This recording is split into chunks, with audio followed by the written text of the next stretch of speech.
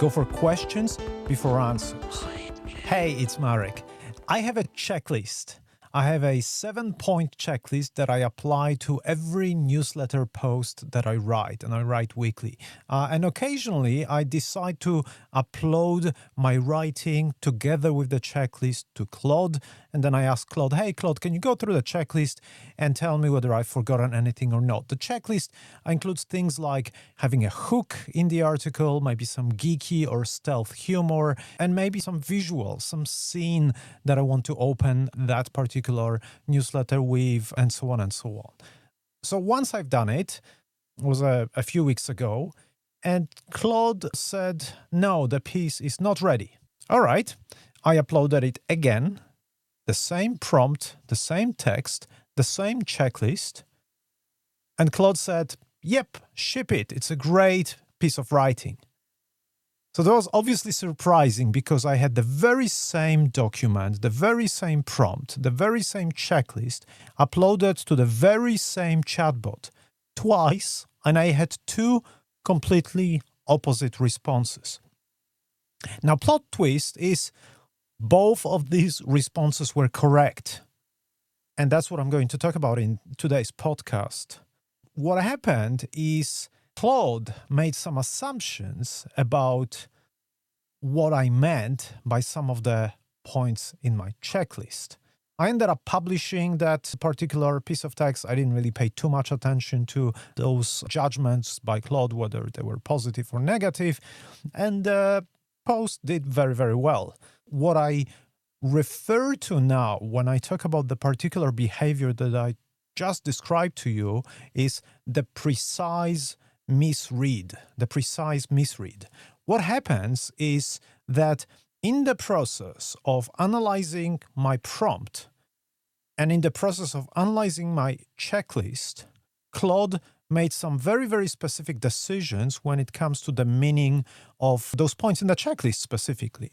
What was having a visual opening meaning? What was the meaning of having a visual opening in the text? So what did it mean to have a hook in the article? And in one instance, the interpretation of that was different than the interpretation in the other instance. Claude got the wrong thing precisely right in at least one of those two cases. And interestingly, it's been recently shown in research at a much higher scale. There's a very, very recent podcast by University of Texas at Dallas researchers, and I'll drop more information about this research in the notes of the podcast. The title of the research paper is Non-Standard Errors in AI Agents.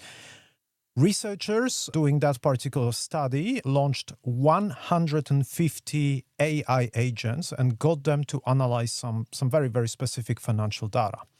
And they were asking whether a financial volume of transactions went up or down in a particular period. And out of those 150 bots, they split into two groups. 90 of those bots gave one response. The other 60 gave a completely opposite response. One group said that the trading volume, that was the question specifically, asking about a trading volume. One of them said that the trading volume grew by 6%. The other group said that the trading volume declined by 5%. It was really interesting. There was not a random distribution of responses, but literally two groups. Within those two groups, the differences in responses were minimal, negligible. One said grew 6%, the other said declined 5%. What happened is that one group interpreted the question about trading volume as trading volume in dollars. The other group of bots interpreted the term or the phrase trading volume as the volume of shares traded, those financial data that those bots were analyzing. So dollars versus the volume or number of shares being traded. And of course, if the prices of shares change, then those two outputs will start to diverge, right? You could sell more shares, but if their value drops, then the volume in dollars will be potentially dropping as well, right? So that's the point here, and that's how we end up with one group saying they grew by 6%, the volume grew by 6%, the other saying that the volume declined by 5%.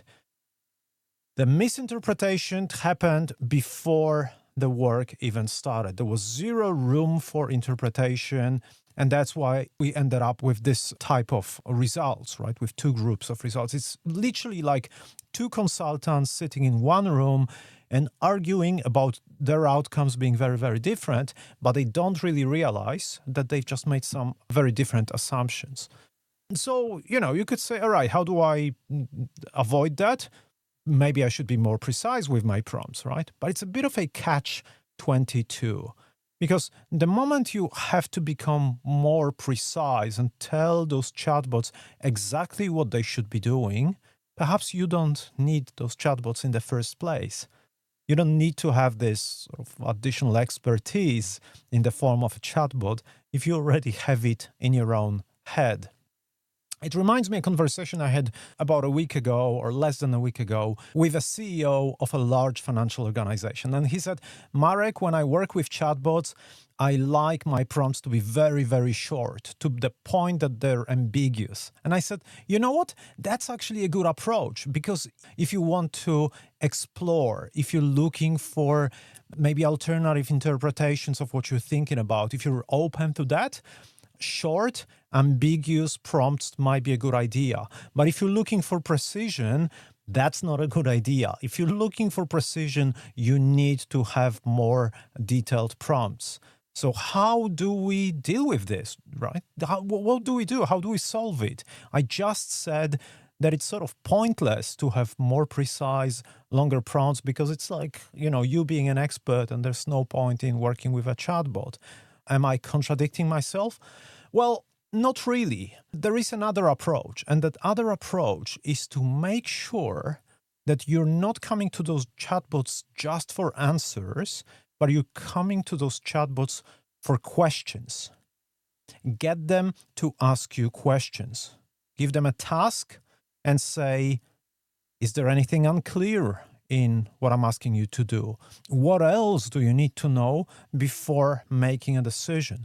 Most chatbots do not ask clarifying questions. A great majority of them do not. So you have to force them into that mode.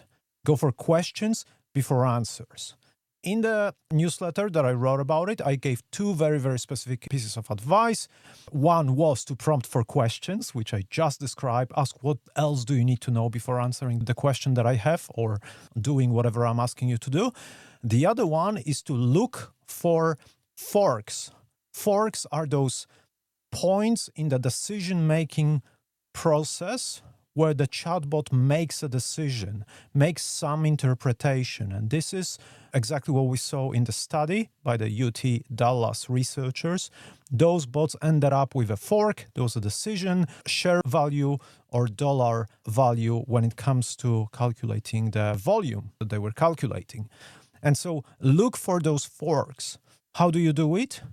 Well, ask the very same prompt or send the very same prompt multiple times. Maybe you don't have to do it 150 times, but do it 5 times, maybe 10 times. These days, those chatbots that we work with are so fast and so cost-effective that it doesn't really cost us much to repeat the same prompt a number of times, and then look for moments where answers split. These are your forks. Try to understand why those forks happen, because these are the places where you need to step in and clarify the interpretation of your prompts.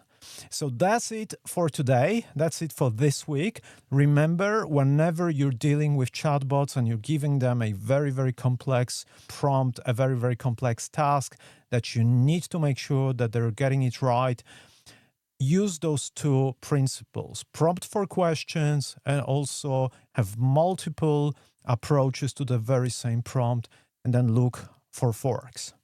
Now, As we're closing this particular podcast, I wanted to give a shout out to my two children.